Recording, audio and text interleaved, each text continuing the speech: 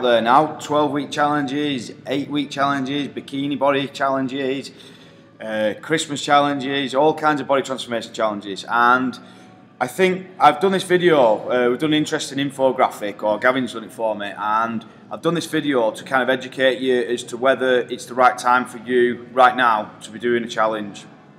So, like I said, there's lots of options out there, and I think on one hand that's great. That's, you know, lots of options in Wigan. That's great for our sort of local community, because I'm all for people achieving results, people losing weight, people getting healthier, people getting fitter, you know, mental health as well, and I'm all for that stuff. I think that there are some negatives to there being so many challenges and challenges running so frequently. I'd like to point out those negatives. I think something you need to be aware of is kind of what we call short-termism, and that's where you're being that focused and that disciplined because you're in a challenge, and maybe you're in with another group, you know, a big group of people on a challenge, and what happens is you're doing things that you're not prepared to do in the long run.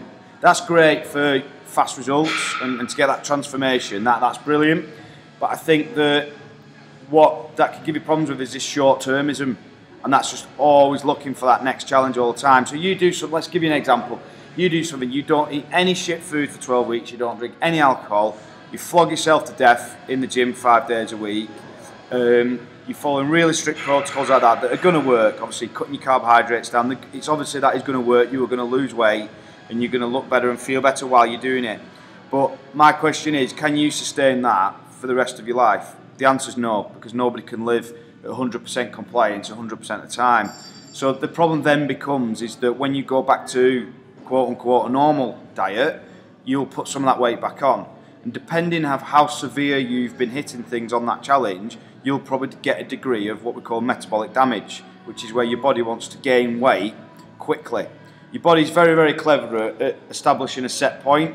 So your body knows what its kind of body fat's been at average over the last X amount of years, you know, how much muscle mass it's been carrying. Your body wants everything to stay the same. So you take massive action and start to reduce your, say, your body fat and your weight. If that massive action is very drastic, you can then find quite a sudden increase after you finish the challenge and you resume back to normal eating. And what that creates, short-termism, the short-term approach, then leads into what we call the loss-gain cycle. The loss-gain cycle is when you're obviously you're gonna do a challenge, and assuming you commit to it and you get results, you feel brilliant. You've got your abs out, you're looking good in that bikini, that sexy little black dress at Christmas, whatever it might be for you, and that feels great. The issue then becomes as you put some of that weight back on and you go back into the gain cycle then, where you put the body fat back on and you don't feel like you look as good. That impacts you psychologically, gets you very, very frustrated, and then you look for the next challenge.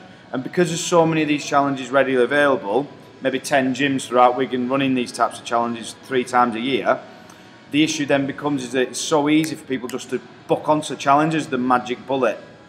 That isn't the magic bullet. The magic bullet is you getting a hold of what you need to do over the long run to sustain results.